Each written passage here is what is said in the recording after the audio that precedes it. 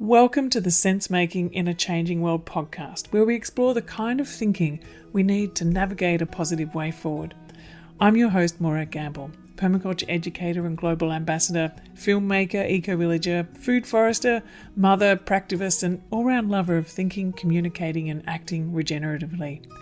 For a long time, it's been clear to me that to shift trajectory to a thriving one-planet way of life, we first need to shift our thinking. The way we perceive ourselves in relation to nature, self, and community is the core. So this is true now more than ever, and even the way change is changing. Unprecedented changes are happening all around us at a rapid pace. So how do we make sense of this? To know which way to turn, to know what action to focus on, so our efforts are worthwhile and nourishing and are working towards resilience, regeneration, and reconnection. What better way to make sense than to join together with others in open, generative conversation? In this podcast, I'll share conversations with my friends and colleagues, people who inspire and challenge me in their ways of thinking, connecting, and acting. These wonderful people are thinkers, doers, activists, scholars, writers, leaders, farmers, educators, people whose work informs permaculture and spark the imagination of what a post-COVID, climate-resilient, socially just future could look like. Their ideas and projects help us to make sense in this changing world, to compost and digest the ideas, and to nurture the fertile ground for new ideas, connections, and actions. Together we'll open up conversations in the world of permaculture design, regenerative thinking, community action, earth repair, eco-literacy, and much more. I can't wait to share these conversations with you. Over the last 3 decades of personally making sense of the multiple crises we face, I always return to the practical and positive world of permaculture, with its ethics of earth care, people care, and fair share. I've seen firsthand how adaptable and responsive it can be in all contexts, from urban to rural, from refugee camps to suburbs. It helps people make sense of what's happening around them and to learn accessible design tools to shape their habitat positively and to contribute to cultural and ecological regeneration. This is why I've created the Permaculture Educators Program, to help thousands of people to become permaculture teachers everywhere through an interactive online dual certificate of permaculture design and teaching. We sponsor global perma-youth programs, women's self-help groups in the Global South, and teens in refugee camps. So anyway, this podcast is sponsored by the Permaculture Education Institute and our Permaculture Educators Program. If you'd like to find more about permaculture, I've created a 4-part permaculture video series to explain what permaculture is and also how you can make it your livelihood as well as your way of life. We'd love to invite you to join our wonderfully inspiring, friendly and supportive global learning community. So I welcome you to share each of these conversations, and I'd also like to suggest you create a local conversation circle to explore the ideas shared in each show and discuss together how this makes sense in your local community and environment. I'd like to acknowledge the traditional custodians of the land on which I meet and speak with you today, the Gubbi Gubbi people, and pay my respects to their elders past, present and emerging. In this episode of Sense Making in a Changing World, I'm delighted to be joined by Meg and Patrick, 2/5 of Artistan family. The insights, stories and music they share about living their values, simplifying their lives, radicalising their home economy, creatively responding to what it means to be fully human and being in loving kindness in these times. Meg and Patrick are artists, makers, writers, creators, urban farmers, urban foresters, unschoolers, living on a small plot in urban Daylesford, on a fraction of the energy and money of typical households, and yet thriving. Meg works for David Holmgren for 2 days a week, but the rest of her time and Patrick's time are in the gift economy. Meg and Patrick describe their way of life as permacultural neo-peasantry, and together we explore their approach to home, community, education, money, work, travel, freedom, and contribution. So come and join us on this wonderful journey of life through the eyes of Meg and Patrick. Welcome to the show, Meg and Patrick. It's so wonderful to have you here. So I'm calling in from the land of the Gubbi Gubbi people here, and also the Jinnaburra people. And I'd like to acknowledge and pay respects to the elders here. I'm also originally from the land of the Wurundjeri people, the Kulin Nation, and it's not far from where you are, That's a little right. bit further, but where are you calling in from? Yeah, so this is also the land of the Kulin Nation, the land of the Djaara people. Mm. Yeah, we'd also like to pay our respects to, the ancestors and elders and, all First Nations people watching today or listening today. So thank you. Mm. Well, it's so great to have you on the show. This show is all about exploring different ways that people are making sense of what's going on in the world right now, and but have been for a while. And I know this has been a life path that you've both been walking for a long time now, and have so much insight into how we can make sense of it. And something I was just looking at some of your materials before we came on, and I love the way that you express what you're doing as performance art. This whole idea of artist as family is being performance art about how you live, how you get food, how you move about. Just want to talk a little bit about that and how you describe yourselves as artists, and what that means in terms of neo-peasantry, is the way you describe this way of living, permaculture, neo-peasantry. I think maybe that's a really good place to start, because it kind of frames every other part of the conversation, I think. Yeah, that's great. That's a really juicy, chunky beginning place. Shall I start? Yeah, so let's just maybe start with our ancestors, our peasant ancestors from various parts of Europe. And the Middle East. And the Middle East. Land bonded peoples who had many holidays, seasonal holidays, to celebrate together on common land. Usually where the festivals took place was on the commons. Peasants had throughout, particularly through up until the Middle Ages, had lots of different rites. Rites of passage and rites of spring and rites of harvest. And so this was all celebrated with dance and song and homemade alcohols, and so some of the celebrations would go from a kind of serious intent and a kind of calling on the dead and calling on ancestors, through to sort of and over the course of a few days would break down into sort of lots of grief release, lots of orgiastic behavior, lots of connection with place, and particularly a kind of animist sensibility to world. And so this isn't really the typical narrative that modern subjects of capital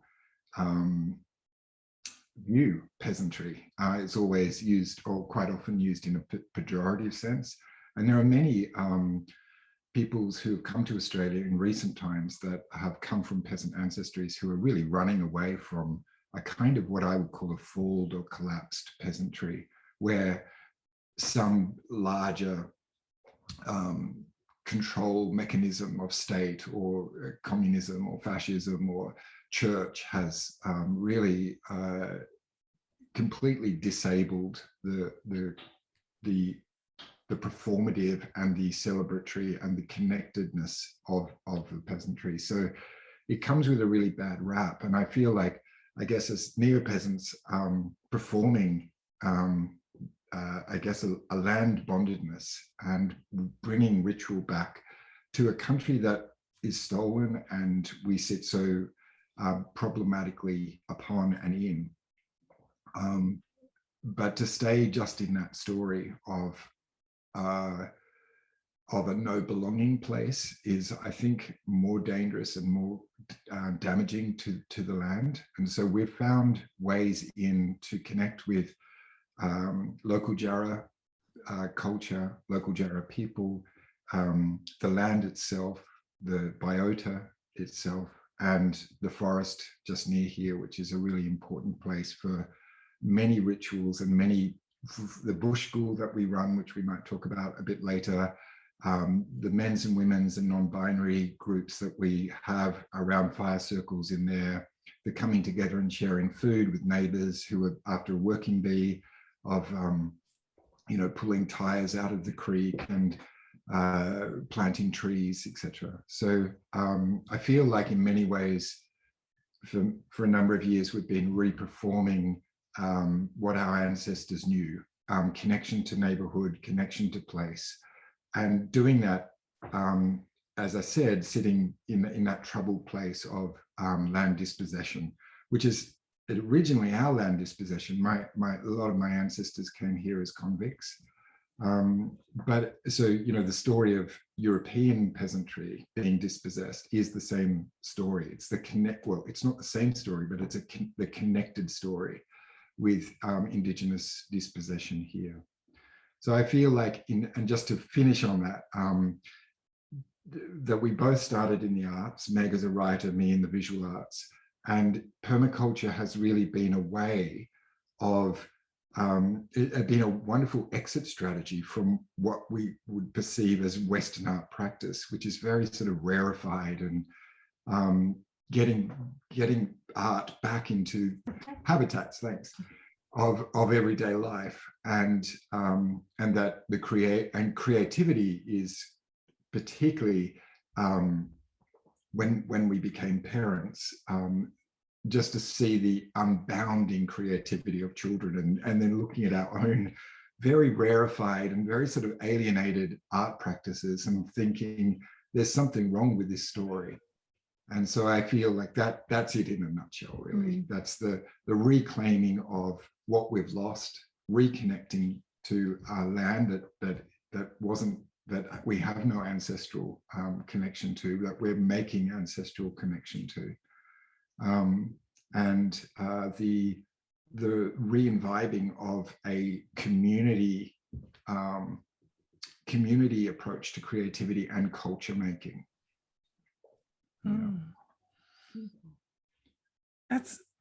There's so many. You said it was a juicy question. There's so many juicy answers in that I want to pick up on. The whole idea of that uncomfortable place that we are in. I think this is can you maybe unpack that a little bit about how you've approached that? I mean, you did mention a bit, but I think this is something that so many people are sitting with now and somehow get a bit frozen and stuck in that space.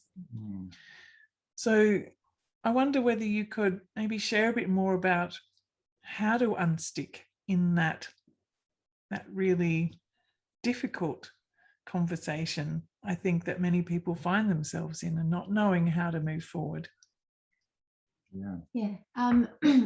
First, I'd like to say I think it's really important that we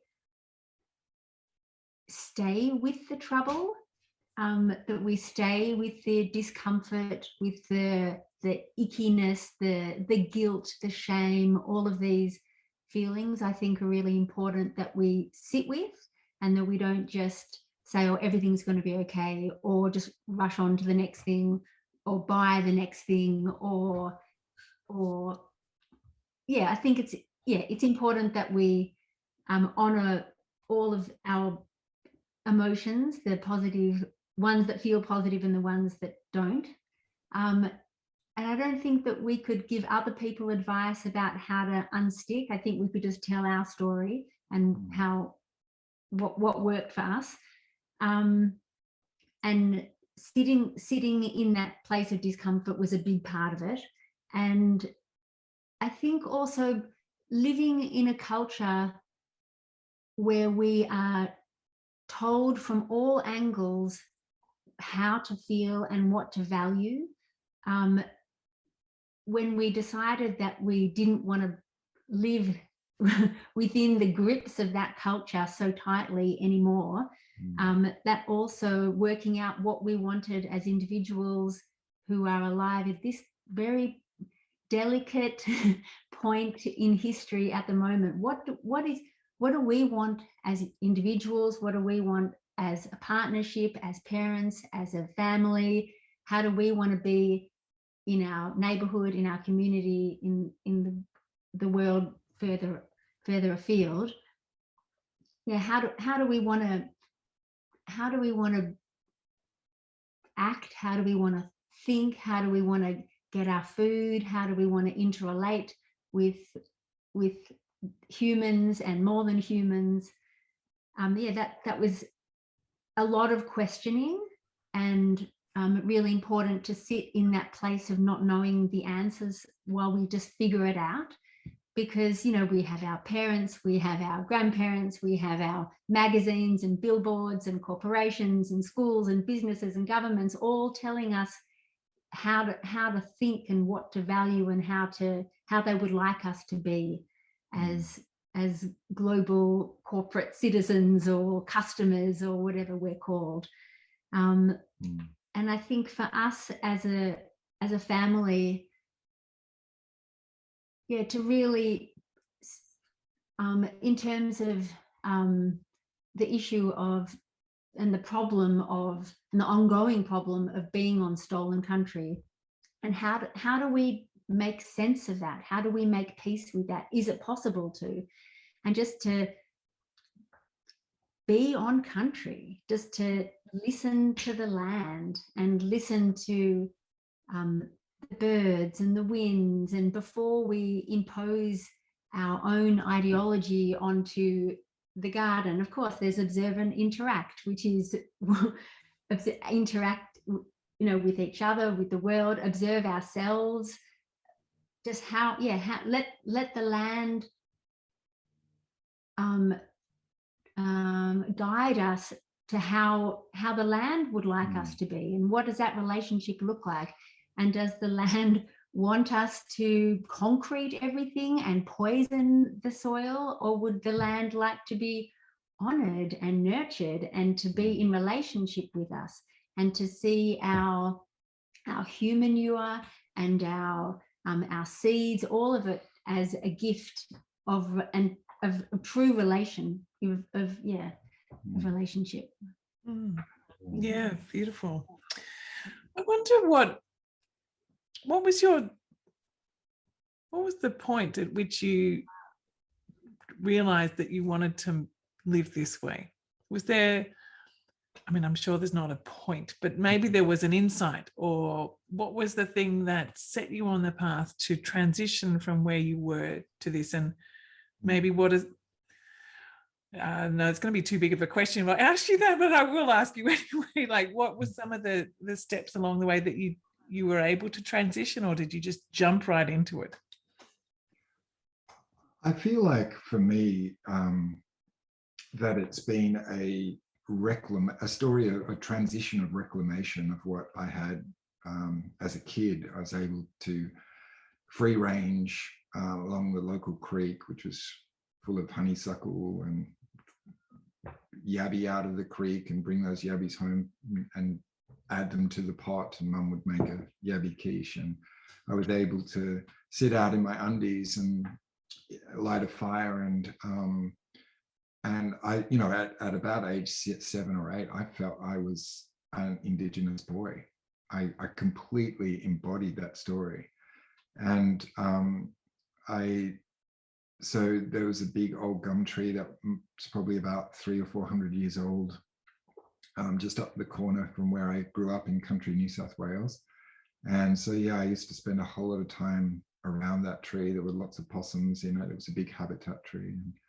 And the creek was just nearby. And I think just the childhood, I mean, I did later go off to school and, you know, was kind of reformed.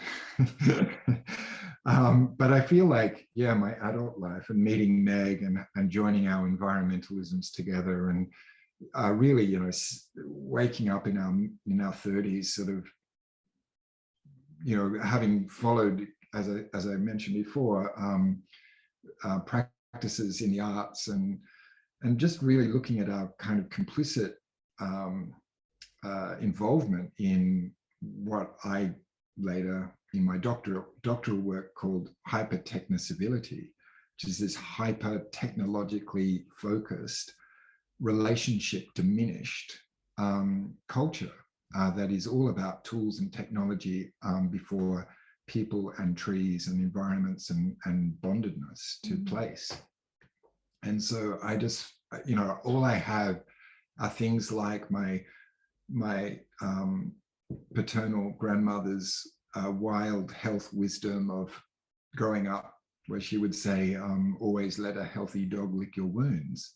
And we always thought that was pretty crazy, but you know, I always did because I was given permission. And you know, as I became older, I realized that every time I had a cut on my foot and the family dog would lick my wounds, it would becalm the wound. And it was like, wow, this is sort of like the remnants of ancestral knowledge in my grandmother that I haven't lost. And that's such a beautiful thing. And I feel like as modern subjects of capital, we're raised to say the past is irrelevant. Don't worry about the stories of the old. They're all just primitive and barbaric. This is only the present, and the future is important. And therefore we're sort of at sea. We're kind of have no, we're bobbing around without those connection stories and those connection medicines and those things that make us well and healthy and free of anxiety. So I think that like as Meg was saying before, shame or sitting in the guilt is important, but as long as it's productive guilt and productive shame, because there's nothing like festering guilt and shame. It just brings more trouble and trauma into the world. And white, unproductive guilt is a devastation to the land and to people. And so, yeah, I feel like, yes, it's important to recognize the different types of guilts and shames and to say, well, actually, I want to use this guilt and shame to be active and to actively, well, in my case, reclaim what I came to understand that I lost. Yeah. So with the work that you're doing in all different aspects, it is about this reclaiming and sharing the love and kindness and connection. And you do this through so many different ways, through how you're living, how you share, how you live, how you're running, as you mentioned earlier, a bush school as well. Can you tell us about some of those ways that you're, through what you're doing as artist, as family, as performance art, as parents, that you're finding ways to help to share the kind of work that you're doing and the kind of thinking and the kind of being and kind of loving that is just inherent in what you do? Thank you. Well, something that we're often saying to Woody, our nearly 9-year-old, if you want something in the world, it's up to you to create it. And instead of waiting for other people to do it or to give you what you need, it's up to you to speak up and to make that a reality. And so we try to embody that in our lives as parents and as a family and as an art collective. And for example, 3 or 4 years ago, I was wanting to start a fermenting group, and I was hoping that I needed people to troubleshoot with. I needed to say, why is my ferment all stinky, or why is this all gloopy, or why is it bubbling, or why isn't it bubbling, or why has this got mold on it, or whatever it was. So instead of just hoping for a group and hoping for this community to appear, we had a dinner here. We're going to start a fermenting group. Everybody bring a dish, doesn't have to be fermented.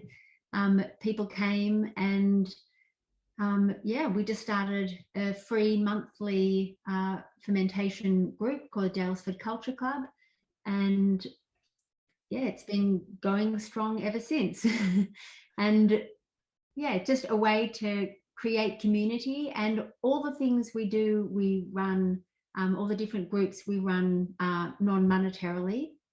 is either a gift exchange or just a flat non-monetary exchange. So we have also take volunteers here. So we run the applied I can't remember, the School of Applied Neopeasantry, and we call the properties called Tree Elbow, and we call it Tree Elbow University. And again, that's non-monetary and just a way to exchange knowledges, exchange labour, exchange microbes when we're not in lockdown and we can have people here. Yeah, just another way to share what we do, share our learnings, share those ancestral reclamations, and just to share stories and hear how other people go about living in a carbon positive way. So we also run a bush school, a weekly bush school called Forest and Free. This is its third iteration. So when Woody was younger, we had Make and Play, and then that morphed into Feral and Free, and now Forest and Free. So we kind of run it, we get burnout, stop it for a while, and then get invigorated and restart it. But on that note, with what you mentioned earlier about Woody asking for, being bold enough to ask for what he needs, I think, he did say, Dad, I'd really like for bush school to go again. And it was like, okay, well, that I've heard that there. That's a call to respond to, rather than just starting it from nowhere. And so that, and as an unschooling family, it's been really important to have the bush schools, because most of the kids are from the local schools. There's about 3 or 4 local schools that they come from. And that's just a really great way of integrating. So there isn't this sort of us and them between homeschoolers and unschoolers and schooled folk. And yeah, those sorts of things have been really important in our journey to make sure that we don't become, while people call the way that we live quite extreme or radical, without cars and without supermarket foods and giving up so many different things, it's with, our closest, we call us, we live in an unintentional community. And so the neighbors on the street and the relationships to them and the non-judging and the working together and the sharing of resources and things have, in terms of influencing our neighborhood in a permacultural way, it's just happened not by telling, but actually by just doing. And that seems to be, to me, and it's the same with the bush school as well, that seems to be the most exciting thing. Just for 2 hours a week, the kids can get out of quite controlled environments in school. They're not allowed in schools to climb trees. They're certainly not have knives. I had a pocket knife. We were all supposed to have a pocket knife at school when I was at primary school. So this is just a generation. Not every school had kids with pocket knives, but ours did. We could have fires at school. So fires, knives, and tree climbing. Well, those things that you can get at this forest school, and mainly because we do it non-monetarily, we do it as volunteers, and we ask the parents and the kids to share the risk and to say that risk is an ordinary part of life.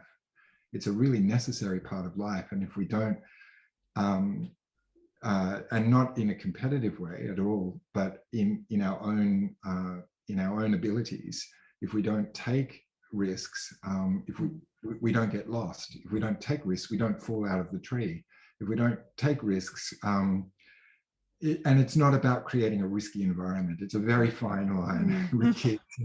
Obviously, we don't want to create a kind of a situation where people are hurting themselves all the time. But kids got bitten by jack jumpers and burnt on the fire and fallen out of trees and got lost at dark coming home from a game as the winter sun is going down more and more quickly at the moment.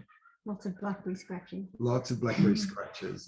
But it builds like a certain level of capability and resilience and strength and independence. And I also have a couple of not homeschoolers, unschoolers here in my place, and they're a little bit older than Woody now, so they're 12 and 14, and they'll just go off with a couple of mates who are from here. Some are from school, some are not, and they'll go camping at night somewhere around the river. I don't know where they are, but I know that they're somewhere within the Crystal Waters village, and they take stuff to cook up. They find things. They've got their knives and whatever. And I know that they're safe, because they're aware. They're aware of the dangers. They're aware of where they need to be, where they could get help, how they can manage themselves, how they can respectfully be in nature. Like, where do they go to the toilet? Like, how does that even happen? Or how do they cook their food? And where do they get safe drinking water from? They know all of that, and they can negotiate their way around. So I think while it seems like it could be seen to be an unsafe thing, I feel so confident that I know that these kids become responsible when they're independently there by themselves, when they're just even a little bit older. My 8-year-old, I probably wouldn't yet let go out independently at night with another group of 8-year-olds yet. Maybe soon. Yeah, we feel the same. Yeah, but soon. Yeah, soon. Yeah. Did you? No, soon. Yeah, I mean, I think this. I'd love to hear more about, as well as the bush school, your other thoughts around how you unschool, and I hear what you're saying about your schooling and how things had shifted and changed when you did go to school. I'm just wondering how are you approaching there's two questions before I lose the other one about the unschooling, and the other one is about working. So they're two quite different questions, but really thinking about, if most of your things happen as in the gift economy, and how do you see work? What is work to you? What does that mean? So, work and schooling, they're kind of, for me, they end up being so intertwined, which is, I guess, why I'm asking you the questions together, because in my life, they tend to be ending up that way. Yes. Maybe I'll take the unschooling bit, and if you take the work bit. So unschooling. So I might just talk about the differences between unschooling and homeschooling for people who might not be across just the languaging of it. So homeschooling is where you have a curriculum and you have lessons, and usually it's schoolwork and it's book work, and often the parents become the teachers. So it's still the curriculum is usually based on the parents or the government's or the education system's ethics or imperatives. So we really didn't want that for our kids. We really wanted much more child-led learning, which is what unschooling is. And we call ourselves an unschooling family. So it's not just Woody who's unschooled, we're all unschooling.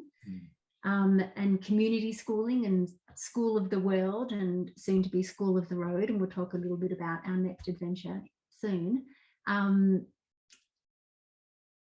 So we, in our household, we create a very specific framework, a cultural framework, and Woody is free to do whatever he wants inside that, of course with limits.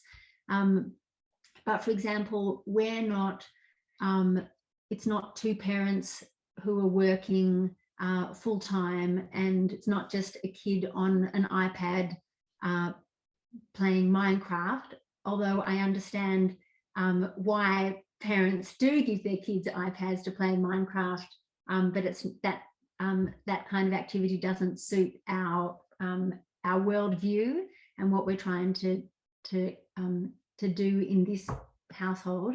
And what we're trying to do in this household is really is to live by permaculture principles to live with as much integrity as we can, which means living according to our values. And our values are not, we don't value competition, we don't value greed, we don't value excessive accumulation, we don't value polluting and buying things in plastic packaging that's single use. We're really trying to live much more in harmony and in relationship with our with the world. And yeah, so the activities that Woody chooses to do are up to him. So sometimes he plays violin, so sometimes he plays violin. So he has 2 formal classes a week, so that's violin classes and clay classes. And he I need some help. Well, I mean, I can't think. It's just our life, what we do. It's like what exactly. I mean, that describes it in itself. I mean, yeah, totally. Yeah. Yeah. So the 2 formal classes are not all that formal. Like Woody learns clay through a community run cooperative, Clay Space it's called, and lots of kids learn there. And so they have a main teacher, Kim, who's wonderful, and she just goes between the kids and they can get on with any of the projects, and she can instruct as they need and sort of offer advice. And all the other kids who go there go to school. Yeah. And then Adam is Woody's violin teacher. He comes here for an hour every week and helps Woody integrate the family songs that Woody loved, like Woody. So the songs that we're taking with us and we've written so far on the road are the songs that Woody has selected. So we've got, I don't know, 20 or 30 songs, but he's chosen 9 to take to the next level in terms of his violin. So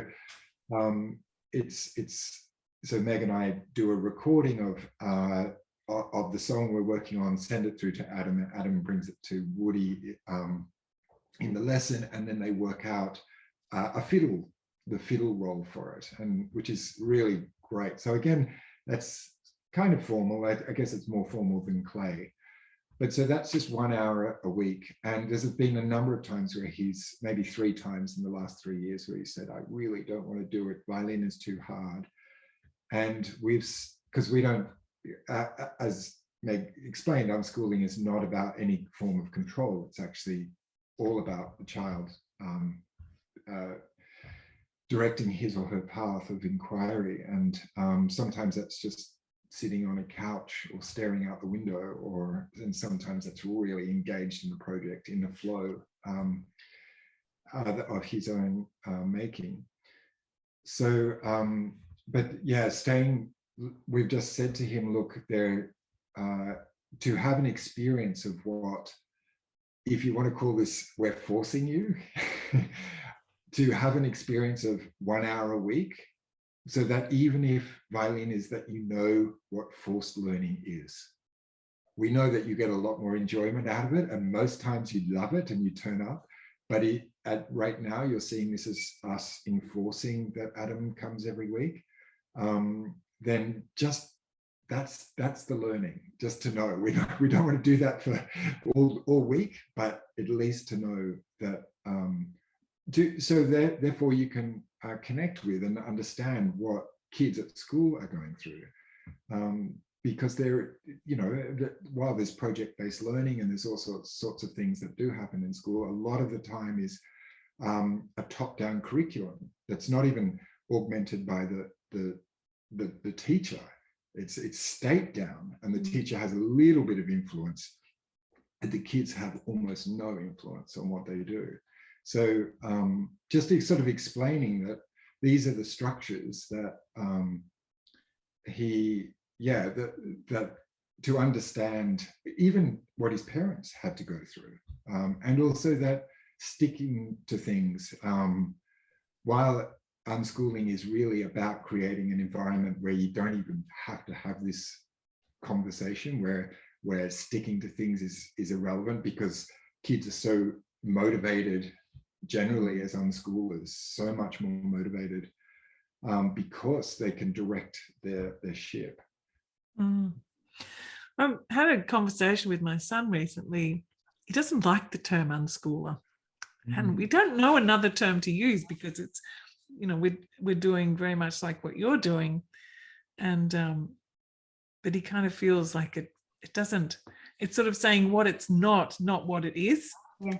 And I don't know, I'd love to find out another term if you ever come across one to kind of play around. I've tasked him with the thing, well, what do you call your learning? He's just going, I don't know, it just is, I'm just being me, you know.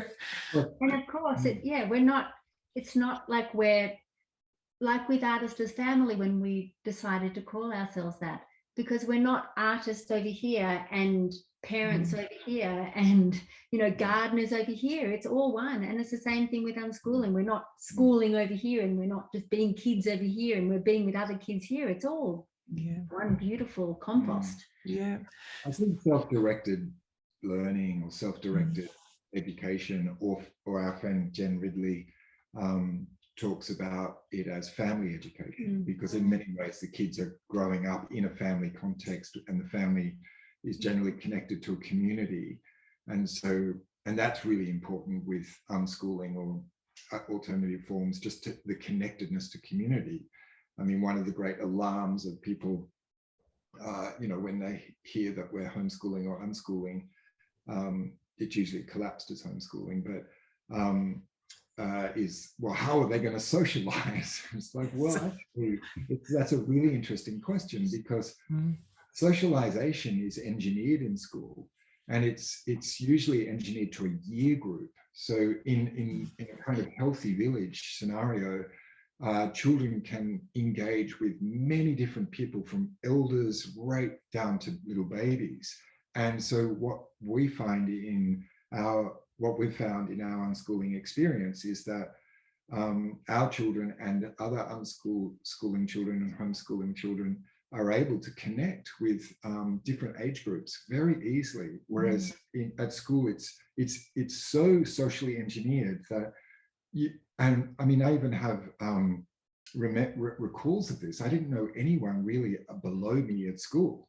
No one counted. Maybe the year above me did, but that's a disconnection. That's just another disconnection. So, you know, I mean, we won't go on about our problems with schools. They're really, we can talk about that later, but or in another. Yeah. So well, thank you for that. I mean, I think what you're saying too is this very much about it being part. It's an extension of the whole way of being that you're expressing as a family. And I wonder if you could talk a little bit about how you express your, you know, like your approach to work and economy, sort of the radical home economy approach, and what does that look like in Artist as Family, your work life? Even like I know that it's all one, but like if we sort of have to look at that context, how do you describe that? So in terms of work life, there's non-monetary work and there's monetary work. And again, like your son, I don't like the term non-monetary because it explains what it's not. So maybe we'll just call it the gift economy. But in terms of our monetary work, we are able to work. So I work 2 days a week in the formal monetary economy, and 5 days in the gift economy, and Patrick 7 days in the gift economy. We've also got a small shed that Patrick has built out of reclaimed materials that's on the weekend holiday market, because we live in a very touristy area. So we go without a lot of things, which is how we are able to live by not working in the formal monetary economy very much. So as Patrick said, so just over 10 years ago, we both sold our cars. and we don't fly overseas. We don't fly anywhere. We don't shop at supermarkets. We don't have a lot of, I mean, you can see our home here for people who are watching this on YouTube, the visual, but we have things, but we're not huge consumers. That's just not part of our story, which means that we are able to focus our attention on the things that are very important to us, which is staying home, and not just because we're in lockdown, but really being really embedded on the land here, and in our local community. So give back, be part of all the different community groups that we're part of and that we facilitate. Really give back to the forest here, be in service to what I like how Patrick terms it, be in service to the living of the world. And I mean, we have, in terms of income, we run house and garden tours.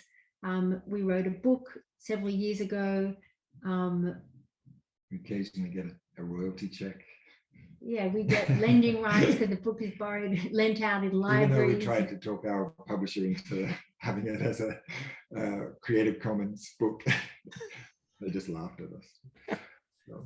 Yeah, I mean, we have a small solar system on our roof. We've got water tanks.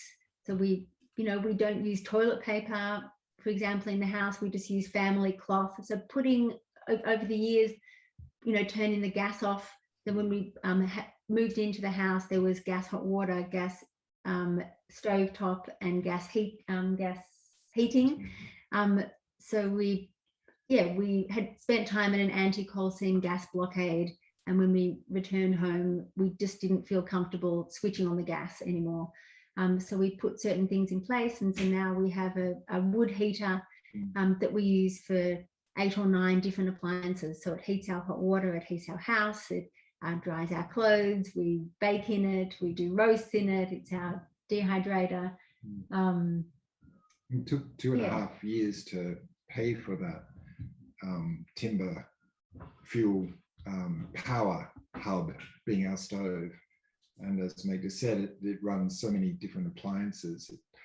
But it's more than that. It's a connection to the nearby forests when we go to look for wood. And when we empty the stove of the ash and the potash, we separate them and make activated biochar with the charcoal, and we have potash, and then that goes back to the forest from where it came. And so that people sort of diss wood energy just at the emissions point from the chimney, particularly if it's not a very efficient heater.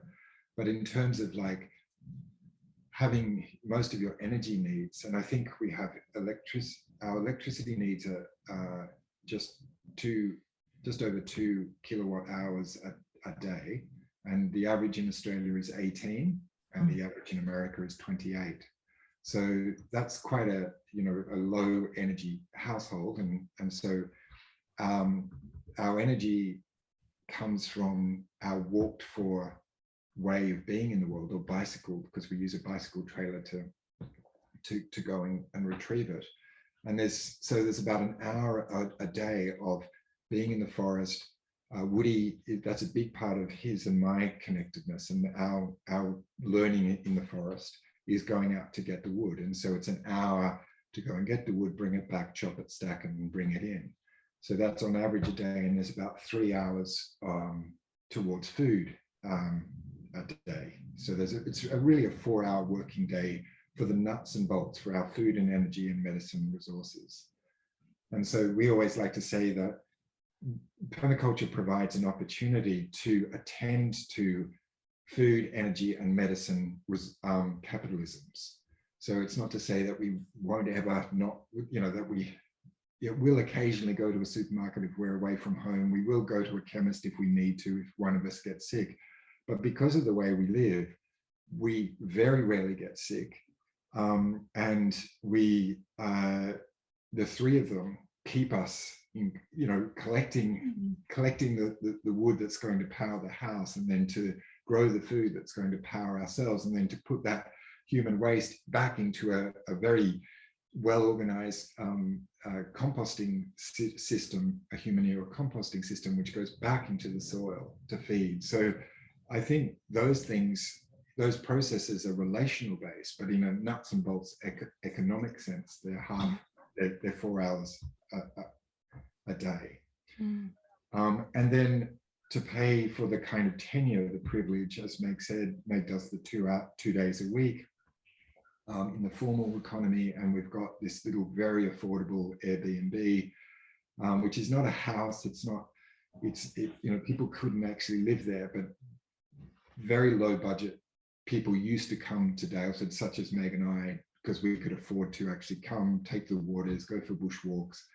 But everything is high end now, so we really like to. Our little shack, it's called the Permi Love Shack, is $90 a night, and it pretty much services our mortgage. So we get 3 nights a week on average throughout the year that it's rented. And so that cancels out the big global, so the Airbnb global monopoly and the mortgage monopoly just sort of cancel each other out, and then we can get on with your life. Yeah. on with the important stuff. Yeah, that's great. And I love the fact that you're saying that it's not, and all of those things are not separated, they're integrated. Like you're saying, going and attending to your energy needs is the time that you're also caring for the forest and also building relationships with your son. And there are no separations in that way, like going to work, paying for this, doing that. It all becomes this beautiful integrated whole.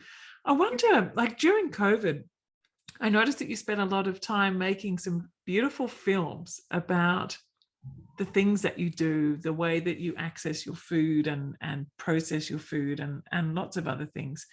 I wonder how was the response to your way of living during COVID? Do you get lots more people coming to you saying, how do you do what you do? We kind of really feel like we need to know more about this now. Was there a shift that you noticed? Yes, there was definitely a shift. And I think as people really realized how unstable centralized systems were that they were relying on for their food, mainly for their food, but also for their goods that they were buying, when they realized how unstable they would, people were really open to new ways of being, and also very old ways of being. So which is how we have been living for a long time. So it was really, and also I feel like we'd been preparing for a pandemic for many years, although we didn't know it at the time, as I'm sure it was in your household too, that you're home-based, that you're growing a lot of your own food, that you don't rely on these big external systems. So when people had that wake-up call when COVID hit, lots of permies around the world were seeing great interest in their work and in permaculture as a really positive solution. Yeah, you can say everything you want about climate change and ecological crises and pollution in the Pacific trash vortex, and keep creating the arguments, but unless you see empty supermarket shelves, it doesn't, that's the thing that really galvanizes people. That's the thing that actually says, oh wow, those nutters across the road, or those, is that what they're on about? Oh, that's oh right, I get the connection now. So, and there's been this, after the first, I can't remember, I think we're in the 4th lockdown here in Victoria, but we're taking one for the team for the rest of the country. Thank you. But, after 1 or 2 of them, we got very depressed because we saw this interest. We had time to, because we weren't doing our community work, we thought, well, we can do more online. And we didn't have stuff. Volunteers yet. Yeah, no volunteers.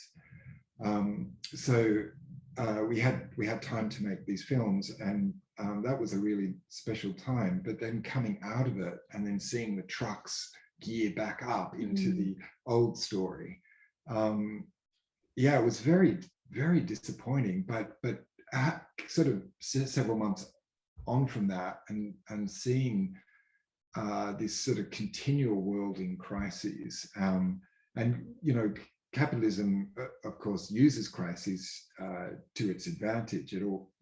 I think, is it Naomi Klein who wrote Disaster Capitalism? But there's many theorists who have looked at just how capitalism needs crises to generate a whole lot of income. And so while people's jobs are affected and people's livelihoods are very vulnerable at the moment, there's somebody making lots of money off this all around the world.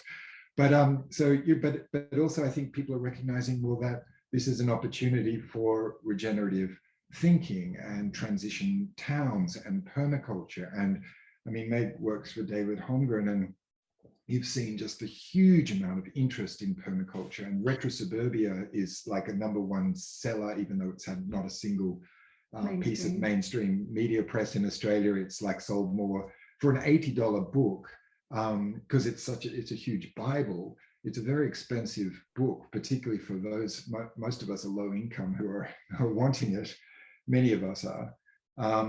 So yeah, to have sold so many copies, and of course the ebook copy, which is Pay What You Feel, has been tens of thousands of copies of that. So to make that much more equitable and accessible economically.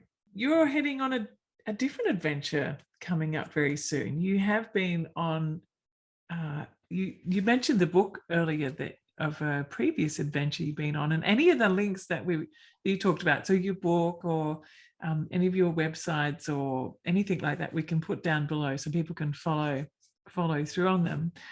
But do you want to maybe speak a little bit about the adventure that you're about to embark upon, and maybe a little bit too about the previous one? Sure. So 7 years ago, we took off. We rented out our house. We found people to cover all our different roles in the different community groups that we were facilitating, and we packed. There were 5 of us on 2 bikes. So we've got an older boy. He's now 19, but he was 11 going on 12 on that trip. So he and Patrick and our dog Zero were on the tandem, and I had Woody on the back of my bike. So we left on bicycles, and we didn't know where we were going. We just were heading north, and we were just going on a family holiday. I mean, how do you take permaculture? We know about permaculture working in settlements, but what does permaculture look like on the road? So we went on a journey to find out.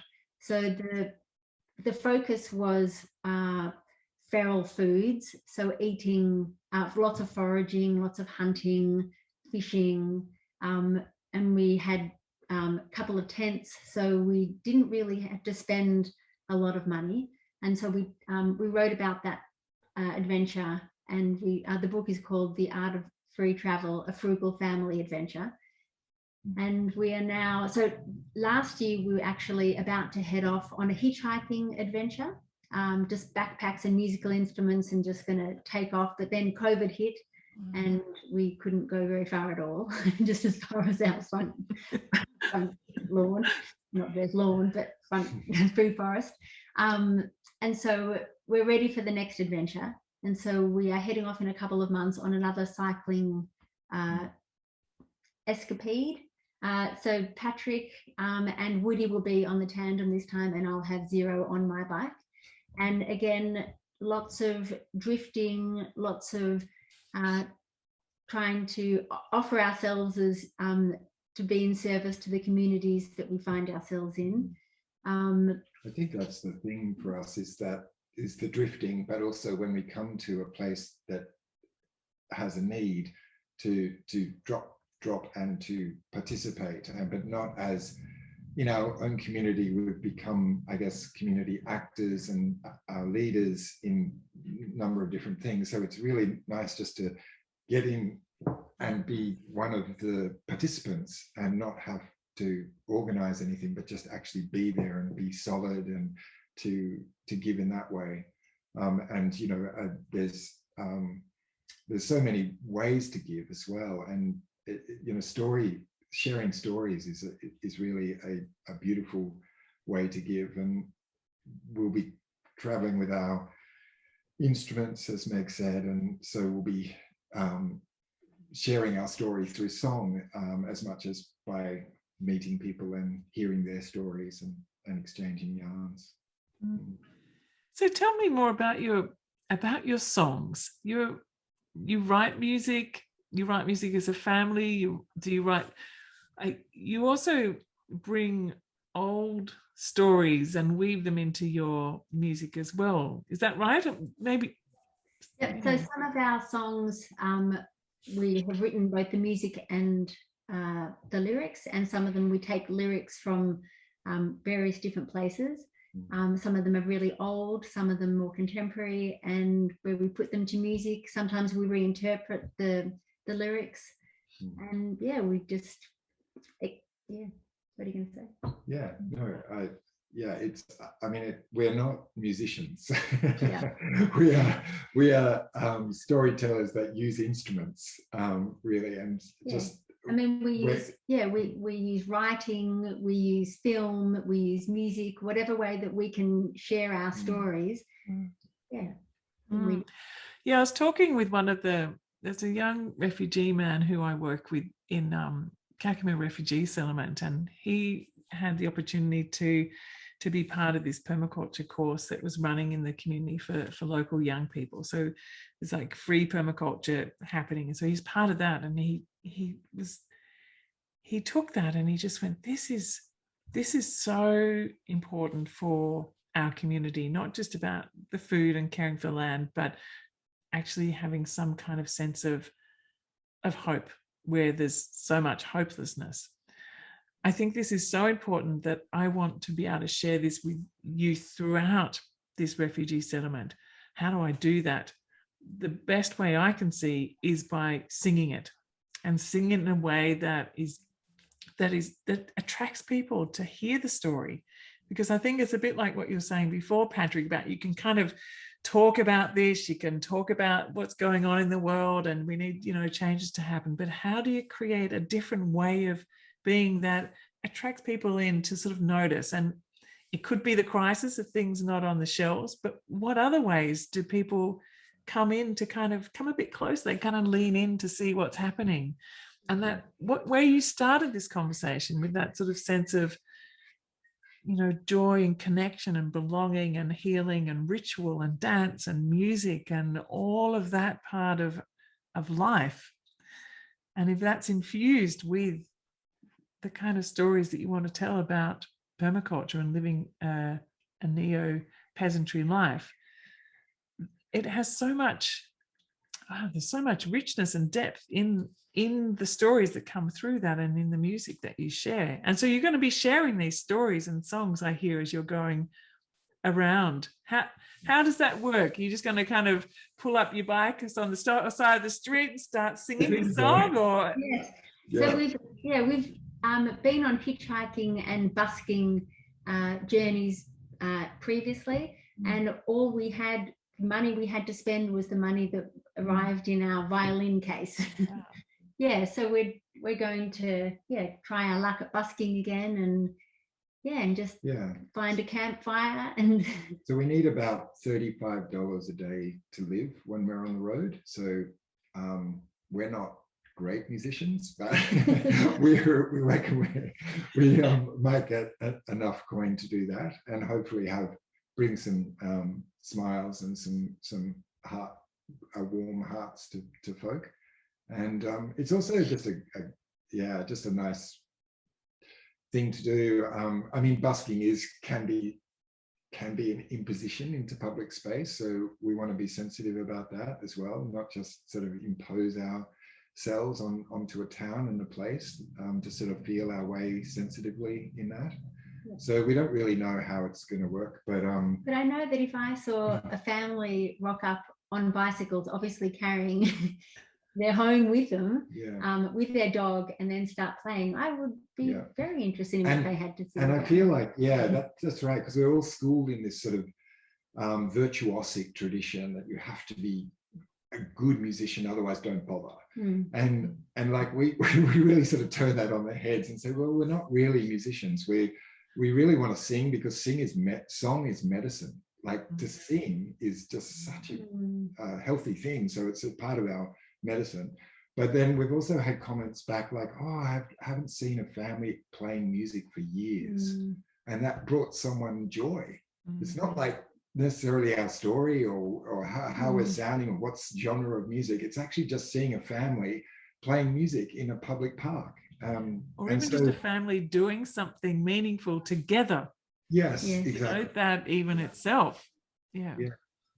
So I think that there's sensitivities and not to impose, but there's also, well, if the little bit of that we've done in the past has given a really joyful feedback to say, yes, actually this is something that is valuable and brings joy. And for you too, I'm kind of hearing there's this sense of a freedom of the drifting, of being on the road, that there's like something about that that's really important for you, that you have this very home-based lifestyle, but the possibilities of heading off and flying and migrating for a bit and coming back home is part of a replenishing for your energy. Is that what am I reading that right? Or definitely. And also although we are not strict followers of clock time, and not having a child at school certainly helps with that. I work 2 days a week. We still have appointments. We were meeting you at 12 o'clock to be part of this podcast, and really seeing time or linear clock time as a construct, and seeing it as a great tool of colonization, and really looking at our time away and all the different ways that we can, when we're here at home, how we can decolonize ourselves. And it's not just to do, I don't see colonization just to do with Black, Indigenous, people of colour. It's to do with all of us. And if we are going to be working very hard on the project of decolonization, we need to know what that looks like. What does decolonization actually look like? So taking, not putting our kids in school, really trying to live without money as much as possible, living without dependency on white institutions. I think that's a big one, including the monetary system, which is inherently a form of patriarchy, of oppressive patriarchy. So while of course we're collecting coins, the majority of the economy on the road is what the land bears forth. And I think the foraging, and just like at home, foraging and the hunting and the fishing aspects, as well as the bartering and the exchanging or the gifting, are really big parts of decolonizing our economic realm as well. Like that's really a big part of our story. And it's not to,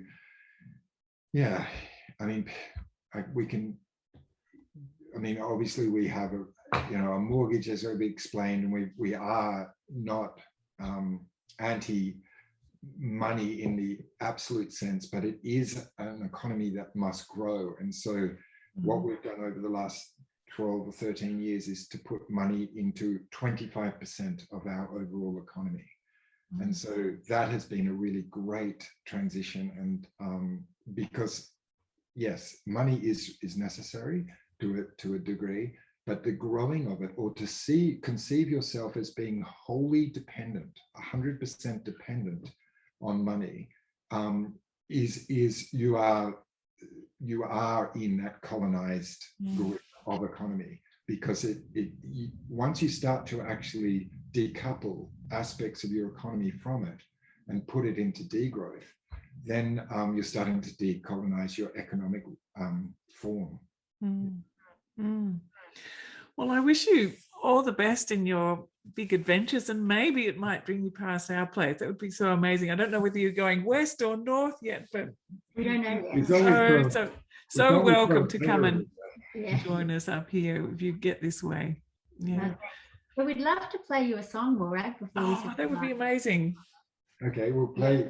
Yeah, so this one is a beautiful poem that my mum sent through a few weeks ago by an Irish poet or American poet called Martha Postlethwaite, and it's called The Clearing.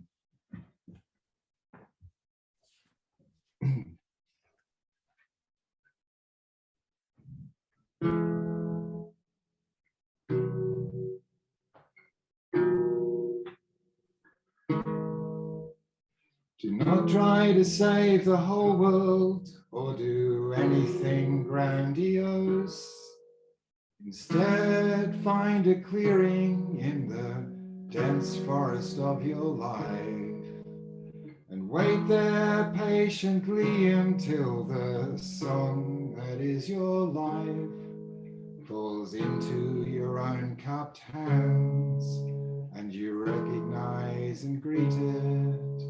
Falls into your own cupped hands and you recognize and greet it.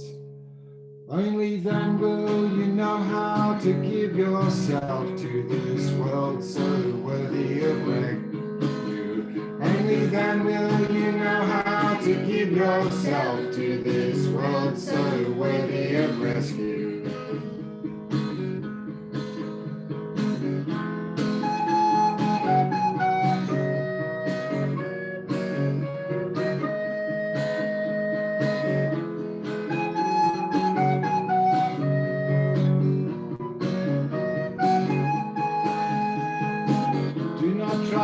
Save the whole world or do anything grandiose. Instead, find a clearing in the dense forest of your life. Wait there patiently until the song that is your life falls into your own cupped hands and you recognize and greet it. Falls into your own cupped hands and you recognize and greet it.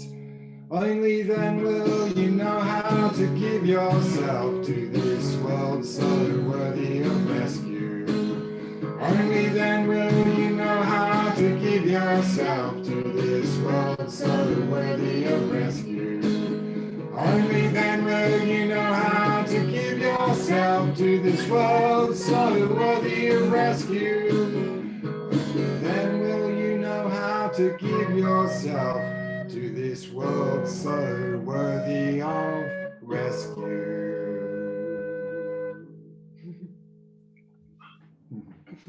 Oh, that was so beautiful. Yeah, it's a special poem. It is. Yeah. What a gift to have someone send you such amazing poetry, to be able to turn into music like that too. Oh, wow. Well, as you were singing, I was just thinking, I would so love you to come here and come and sing up a storm with the community here. That would be amazing. We will one day, for sure. Yeah. Well, thank you so much for taking the time today to talk with me here. And like I said before, any links that we talked about, or books or journeys or references that you mentioned, we can put in the links down below so that people can follow that up and find out more. And maybe there's a place people can follow you on your journey. Are you going to be somehow dropping in links where you are and what you're doing, or are you just going off grid? No, we're actually going to story it on the way. Yeah, so we are very reluctantly on social media. So we've been working with some friends in a gift exchange. So we're going to do a permaculture design of their property, and they've been making us a website. So we're trying to get off social media, but that will be a bit of a process. It's almost ready to go live. Yeah. So yeah. Wonderful. Yeah. Well, if you could send me the link to that one and then I can pop that in there too, that'd be great. Yeah. Oh, thank you so much. And say hello to Woody. I hope he's had a wonderful day at his friend's house today. Thank you so much for joining me. Great to receive all your beautiful questions. So thank you. Thank you. So that's all for today. Thanks so much for joining me. If you like a copy of my top 10 books to read, click the link below, pop in your email, and I'll send it straight to you. You can also watch this interview over on my YouTube channel. I'll put the link below as well. And don't forget to subscribe, leave a comment, and if you've enjoyed it, please consider giving me a star rating. Believe it or not, the more people do this, the more podcast bots will discover this little podcast. So thanks again, and I'll see you again next week.